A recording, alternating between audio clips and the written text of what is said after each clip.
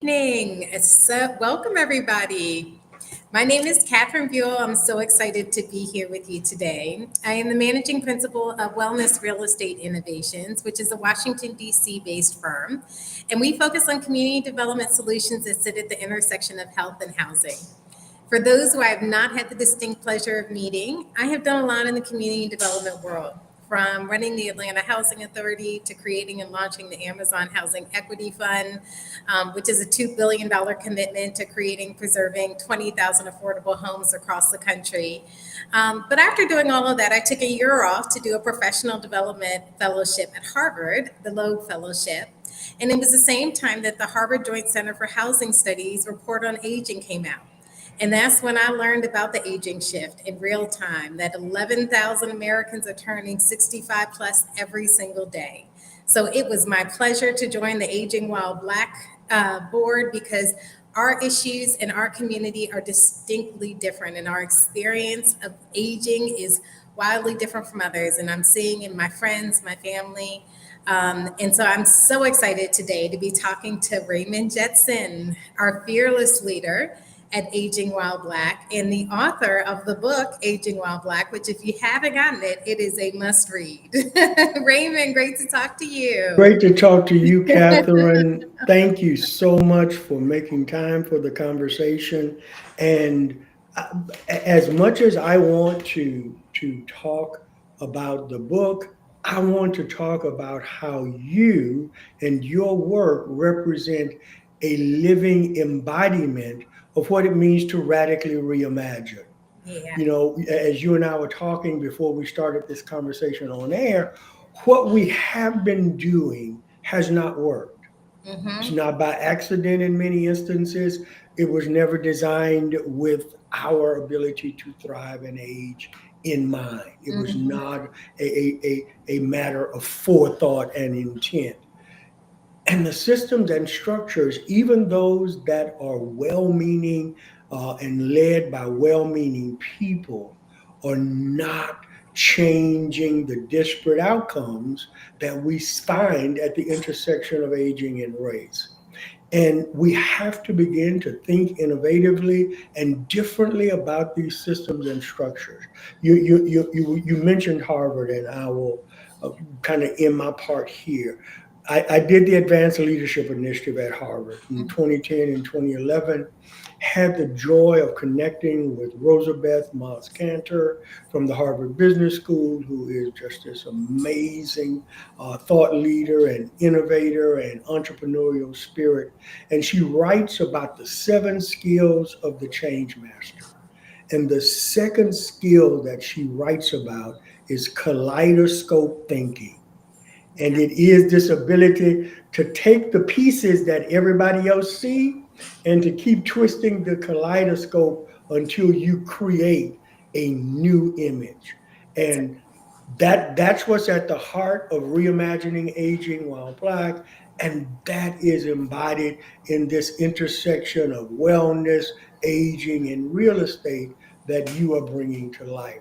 So this is a perfect last in the series of the virtual ones because this is what it looks like. So thank you so much for being here and sharing this space with me.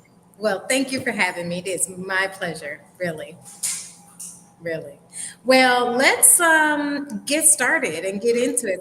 So why is reimagining Black communities so important to Aging While Black? It's so easy to talk about economic issues. It's so easy to talk about Yeah. health disparities. But what makes you interested in community development and the issues that impact housing?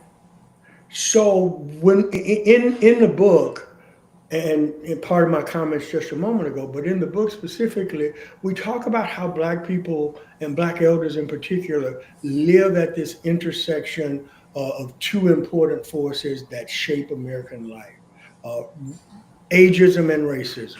Mm-hmm. And of course, if you happen to face what one uh, scholar called the uh, triple jeopardy of being black, aging, and woman in America, then you get these three isms coming at you, as our dear mutual friend Elizabeth White wrote about Mm-hmm. so eloquently. But the reality is that these factors are clear indicators that communities, the lived environment, was not designed with their well-being, aging Black people's development, well-being in mind. And so, in many instances, as you well know, uh, redevelopment and improving quality of life has meant mass displacement. Yeah. It's meant the loss of cultural anchors and important institutions, and in essence, the very erosion of the village that has sustained Black life in America for generations. And so, for me, it is important, and hopefully, the argument that I put forth coherently in the book is that part of this reimagining is shifting from centering structures, buildings, profits, though I am not against people earning for their efforts, but focus on how do we build for people? How do we create lived environments that have people in mind?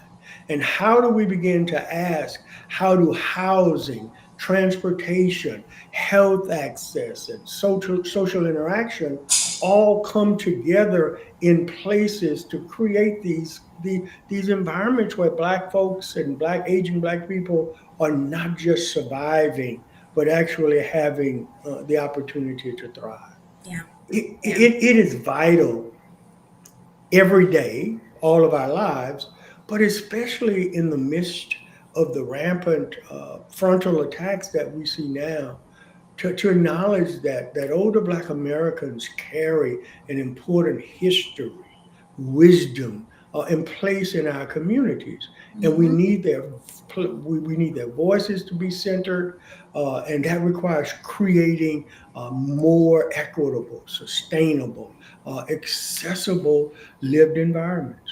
Mhm. Mhm. That's right. That's right. It's so important.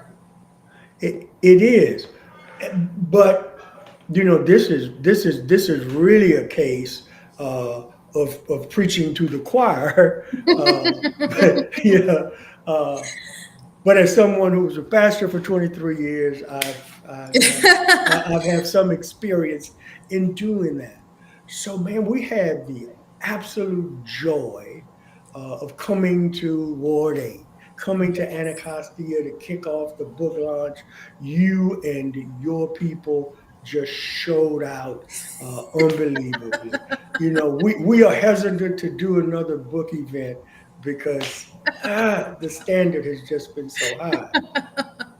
But a part of your work there Mhm. in Ward 8, you've seen firsthand how access to fresh food, safe outdoor spaces, and places to gather shape the quality of life. How we can make Yeah. sure that community development always includes these essentials Yes. so Yes. that environmental justice from healthy food to clean and safe spaces is at the center of how we build neighborhoods.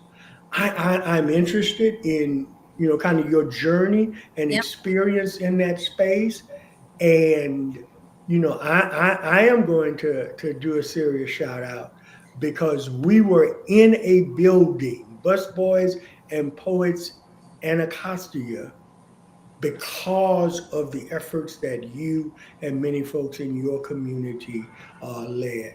And so, what can we learn from that? And what is it that we need to replicate across this country? Yeah, well, the Aging Mom Black book tour really touched so many of us, and event and that evening spoke to issues that so few get to talk about regularly. So, a little known fact: I bought my first house in historic Anacostia, which is in Washington D.C.'s Ward 8. And Washington D.C. is 8th wards. It's a lowest income ward. That's what it's known for. When I bought my house, the great Marion Barry was our council member, but we were a true food desert.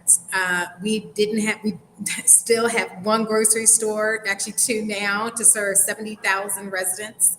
At the time, we didn't have any sit down restaurants other than Georgina's, which is a local institution here.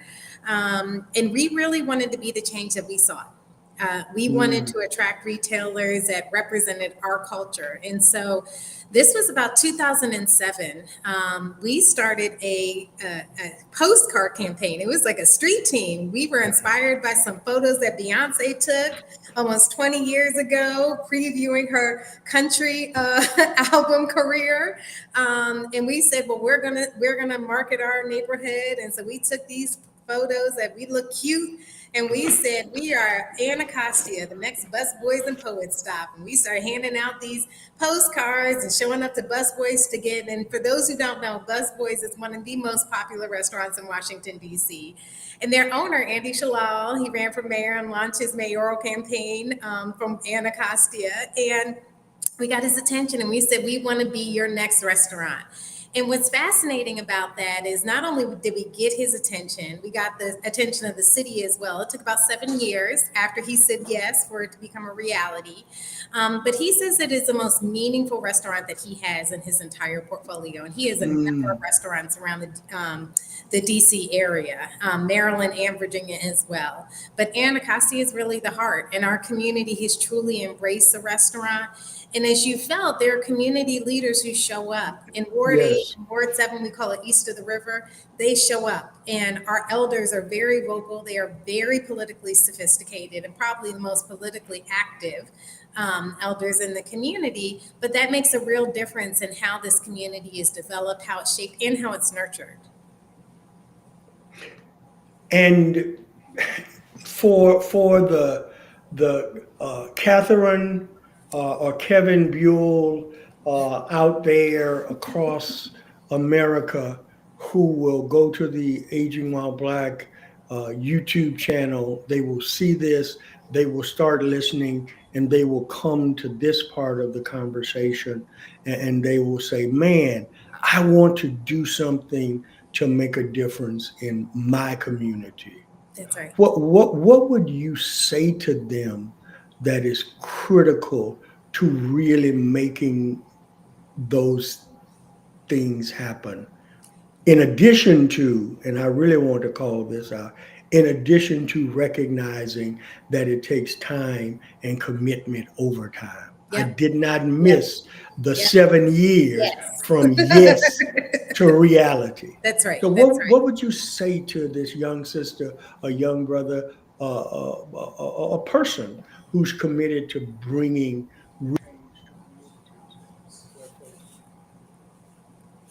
It doesn't take much. It was a small group of neighbors that got together and made that happen. We actually, if you Google Catherine Buell and Busboys and Poets Anacostia, we actually put out an article and a video so that we could tell other community members how we did it and how they can do it. We literally got together as a community with no budget. We had a neighbor who was a photographer. Our local, we have in DC, advisory neighborhood commissioners. Our small advisory neighborhood commissioner printed out the postcard. I paid for the graphic design. And literally with less than $1,000, we launched a marketing campaign. And there were probably about 5 or 6 of us behind the scenes really working it. So I just want to say it doesn't take much. It just really takes people being committed, people showing up, having a vision, and being persistent. We were persistent. So once we got Andy's attention, then we went after the property owner. Then we went after the city to make sure that they had the funding. But it doesn't take a ton of people. It just takes people showing up and asking the questions and saying, and coming up with something different, something that actually represents the culture. You don't have to put out products that look like everybody else's because we're not everybody else. So it is a living, breathing example of we have all we need. That's right. We in us and in our connections and in our sense of connection and community, when we act together, we have all that we need to make a difference and to create a radically different world. We really do. So I see some comments in the chat, and I encourage people to ask questions in the chat because jump on into this conversation because we want to hear what you have to say. So let's go on, and I want to ask another question of you, Raymond, because these issues are so complicated. Tell us about the role of policy and partnerships. Government, philanthropic, local leaders, how do they all work together to make a difference? So, Catherine, once again, you just gave us a case study in what that looks like. You started uh, in a local community, mobilizing that local community around the shared aspirations, uh, but there were elements that were really critical. Partnerships, building the necessary connections, civic and human infrastructure, identifying, you talked about going from homeowners to businesses to others. And so building these strategic partnerships while at the same time recognizing that there is a public policy aspect of this, that there was a funding issue that was necessary. There was, you talked about the great Marion Barry, and I say that with respect because Yes, we refuse to allow the worst thing that someone has done to define who that's they right. are. That's right. Marion was an amazing leader and servant, but you had to activate the policy and the funding apparatus, and so we have to disrupt these systems. Left to their own devices, that would have never happened in a way that makes a difference in the lives of people who live in Ward 8.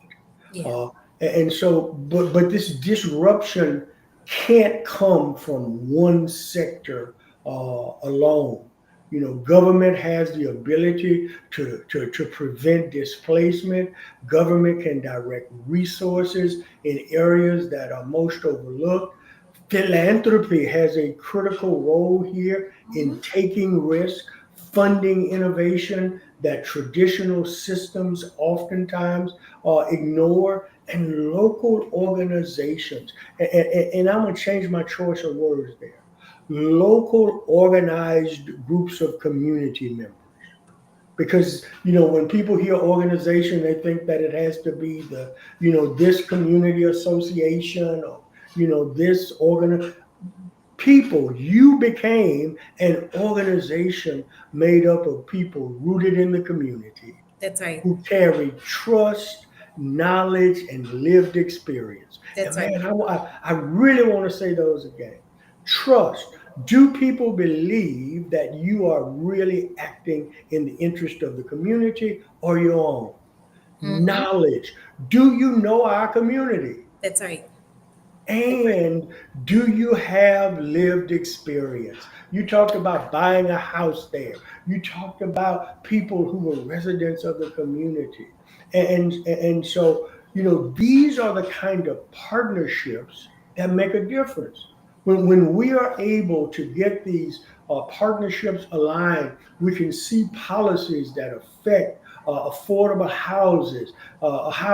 We can find access to wraparound services, and philanthropic dollars are invested in catalytic efforts that really galvanize and take to the next level these things that happen.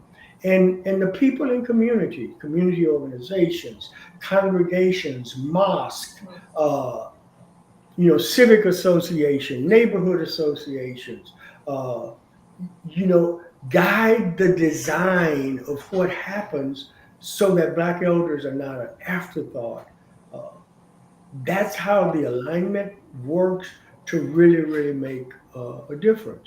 Yep. And so we can look at the case study, Busboys and Poets, and ask what might that look like for some setup that provides access to health, wellness, and housing for older adults in our community. That's right.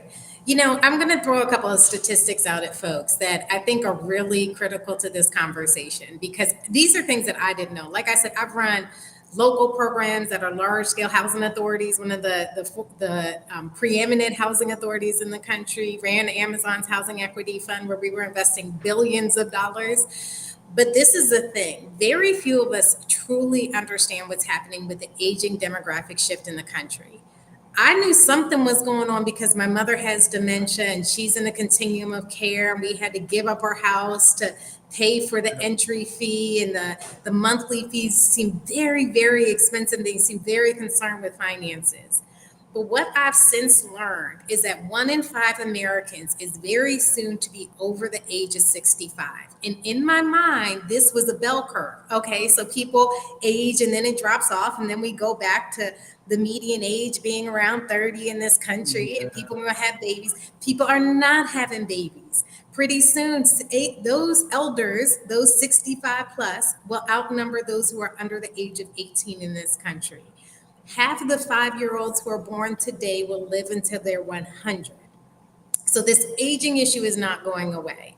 But the other challenge that we face is two things. Number one, people carry a lot of shame around aging, and they forget that aging is a blessing. It is a blessing. For those of us who have lost people way too early, if you can make it to 80, if you can make it to 90, like that is the biggest blessing in life. And number two, I didn't know this until just before I went to Harvard. And these are these little glimmers that give you pointers as to something's going on. Right after COVID, the loneliness epidemic really grew in this country. And the New York Times put out an article about the loneliness epidemic and how it was impacting Gen Z and boomers. And one of the charts that they put in there is that African Americans, they put in who's likely to live alone, because more and more white families, they're having this grand divorce issue. And so more and more white people are finding themselves living alone in their elder years. Well, what they pointed out is that African Americans are more likely to live alone at every age and stage of our lives. What that means is that unlike Asian and Latino families, we don't tend to live in multi-generational housing, which multi-generational households are now 1 in 5 in America. Unlike white families, we tend not to have the same marriage rates. And so we like to live independent. There's some pride that we have in having our own place, which is wonderful. But because we don't receive the same pay, by the time we get to that third trimester of our lives, we don't have the same income.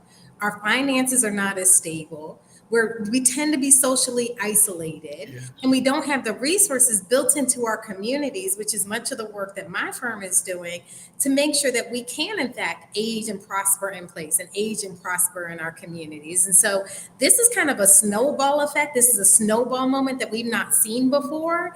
And folks in the housing community don't talk about it. I've been talking about aging recently, at least for the last year and a half, and people they're still just getting used to the conversation. And so we're playing a lot of catch up. And in places like Washington, D.C., what we're seeing in the numbers is that our elder population, by and large, is African American. 55% of DC elders are Black. 59% are women. And by the time you look at the numbers, 80 and older, 70% of the people are women. So this is a Black and this is a female issue that we're talking about. And because we want to have so much pride that we can do it ourselves, we don't want to speak up and say, no, we need something different in our communities. Yeah, so I want to jump in on two things there, Catherine. Number one of the things that I am so thrilled that I got right in the book is time and time again, I say aging is important, Black aging is critical, but we really need to hone in on Black women. Mm-hmm. And I say that across the spectrums, whether it's from social isolation or economic mobility or health or wealth create. We need to focus in on Black women because of the numerical realities, but also life has taught us that when Black women thrive, Black families thrive, Black communities thrive, communities thrive. That's right. And so So thank you for highlighting those numbers. But the second thing that was just bursting in your words is the need to do something different. Yep. And this issue of innovation. When we, in this instance, talk about community development, you talk about a year and a half of talking about aging in these development and housing conversations, and it still hasn't connected. And so, from your perspective, Catherine, what does a more creative, community centered approach to redeveloping neighborhoods where Black elders live? What does Yep. that look like in Yeah. practice? Well, first, I'll start by saying there's no single solution. We're going to need Yeah, a number of tools in our toolbox to start to address that. But talking about just a couple of solutions that I've seen out there are counties like Prince George's County that are now requiring that new homes be constructed with universal design. Prince George's County is the wealthiest African American county in the country. And so what you'll see is that they're going to have more universal design, which is important because only 4% of houses in the United States are age friendly, meaning that they are universally designed or designed so that you can age in place, 4% or less. Number two, I think that we need creative solutions. So one of the solutions I'm working on are wellness villages, essentially villages that are clusters. So you know how you have kind of in neighborhood little retail, kind of a small little retail corridor. What if in neighborhoods where we're seeing large aging populations or we're seeing populations who have needs, we actually created wellness villages. And in Washington, D.C., we've been honing in on this concept of a dementia village. Um, Very few people know that African Americans are twice as likely to have dementia as their counterparts. Much of this is driven by our health outcomes. This is because we have higher rates of diabetes, hypertension, high cholesterol, stress, financial stress, and the like. And so, as we age, we tend to have major brain health issues. In Washington, D.C., according to the Alzheimer's Association, actually has the highest rate of dementia in the entire country, with Prince George's County following. 16.8% of elders in our city are likely to have dementia and or Alzheimer's. In Prince George's County, they have the fourth highest rates in the country. But what's interesting in the African American communities, you don't see any memory care. And so what that means is if we have a member of our family who is living in the community and they need memory care support, their only option is to go to a nursing home. And so, how do we actually create villages that allow us to age in place and make sure that those resources, in fact, are there? And I see Toyan's question, which is how do we ensure that corporate structures understand this and when they're looking at to enter into our communities? The corporations need to follow the data and understand what the needs of the people are. So healthcare companies can come into our communities and have a positive impact. They're always looking to do something good. Why not create something that is hip? I will say, if you haven't hung around an elder, you need to because they are hip, they're cool. Please stop making these institutionalized settings. It's interesting. Aging While Black, there's a line that you have early in the book that I swear I read this thing like 5 times because it's so true. If we don't start to create unique solutions, we are going to be reduced to our activities of daily living. We are going to be institutionalized and reduced to, well, she needs to be bathed every day. She needs to make sure she gets her medicine at this time. She needs to make sure that she gets out and takes one walk every day. We are so much more than that. And so we need to start creating communities and environments that embrace the moreness that we are, that we like to socialize and make sure that we can be part of a village. The other thing yeah, that you said at the book launch is age segregation. People don't want to be age segregated. So how do right. we create those solutions?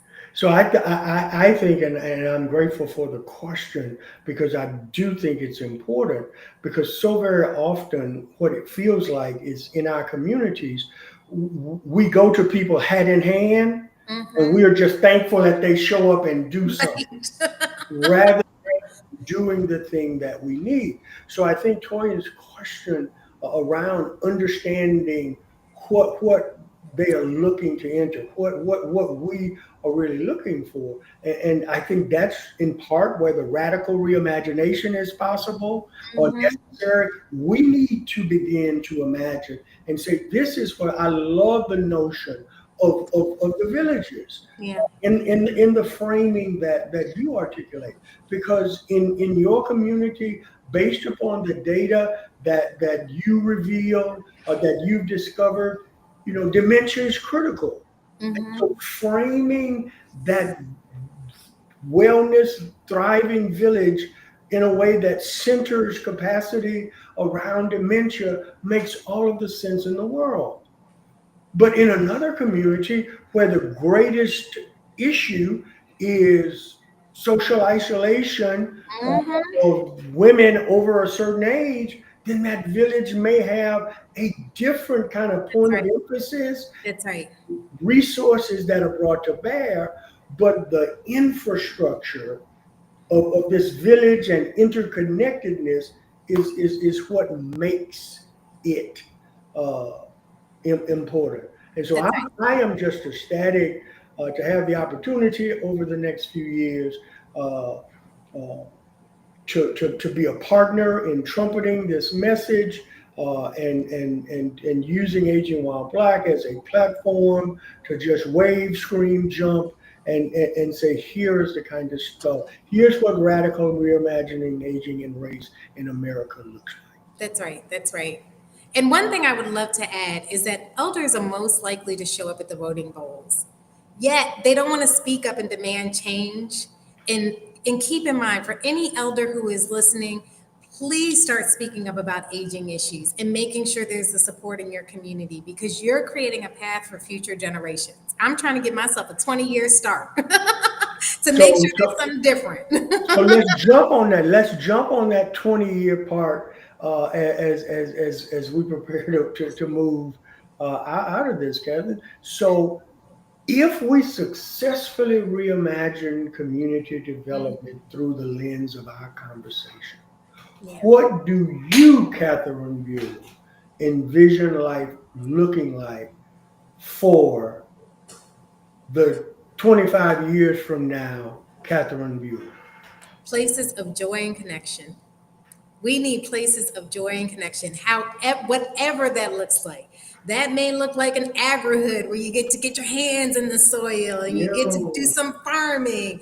It may look like a place where you get to do some line dancing and you have kind of a concert venue at the center of your community that everybody congregates. It may look like a place where elders are located next to children and that they get to interact, and this is an intentional space of interaction. But most importantly, these spaces are spaces of joy and connection where we can afford to be there, where the affordability is not the issue, but more importantly, that we're able to create our own social network because we can't continue to rely on institutions to be our savior. We have to save each other. And so bringing back that village as much as we can is going to be critical. And quite frankly, Raymond, I would ask you the same thing. I mean, we've had so many beautiful conversations. So first of all, I want to say to the wonderful team that supports us at Aging While Black that you need to time mark that statement that Catherine just made, and we need to cut that out and use that because in the words of my son over dinner, that was fire. Uh, and so in addition, and Catherine, I love the profound simplicity of joy and connection. Yeah. If you build, if you design, if you create your programs by centering joy and connection, everything else becomes details. But unfortunately, in so many instances, we build things, programs, services, communities, services Mm-hmm. with the program in mind, or Mm-hmm. some uh, standards to be met, rather than starting from the place of how do I whether it's a neighborhood, whether it's a village, whether it's a redevelopment, Yep. whether it's a community organization, whether it's a ministry. How do we begin with joy and connection? The thing that I would add to that is that Black elders are able to walk into spaces and see themselves. That's right. See themselves in the people around them, see themselves in the art, in the leadership, in the activities.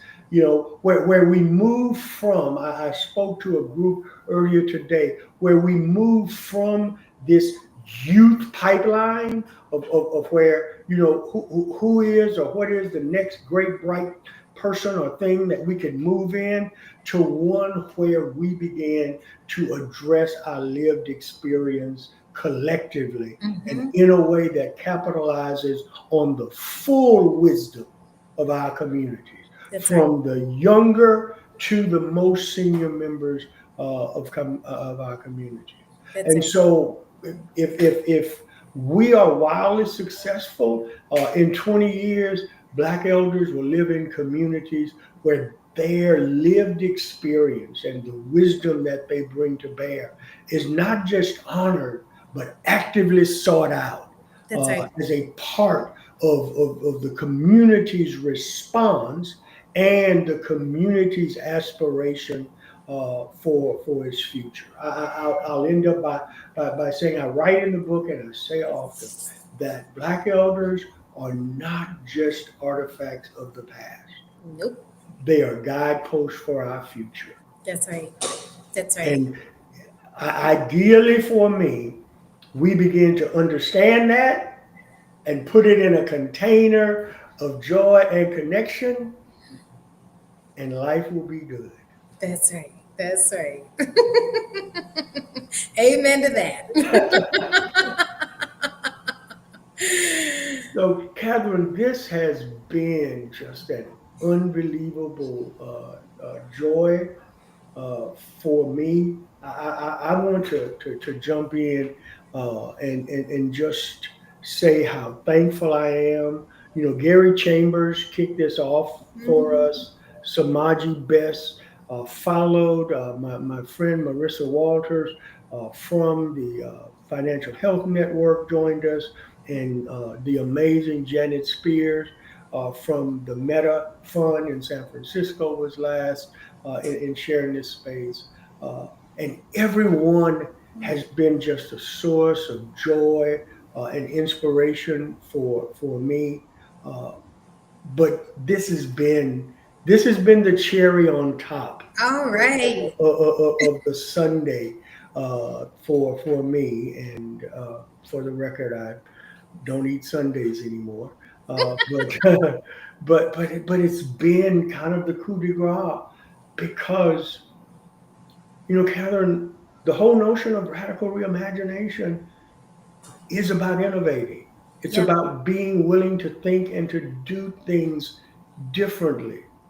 But the the superpower that you have brought to this conversation is that the innovation has to be grounded in joy and connection. That's right. That's right. And if we can get that right, if we can put our blinders on and lean into that framing, that what has happened, what has brought us to this place, Yeah. has not served us well, Yep. but we have all that we need, and it is important that we understand and are able to articulate the framing.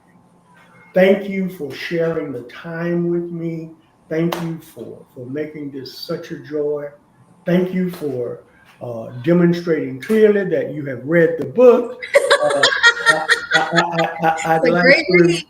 yeah, I'd like to invite others who have not had an opportunity to read it or to get it.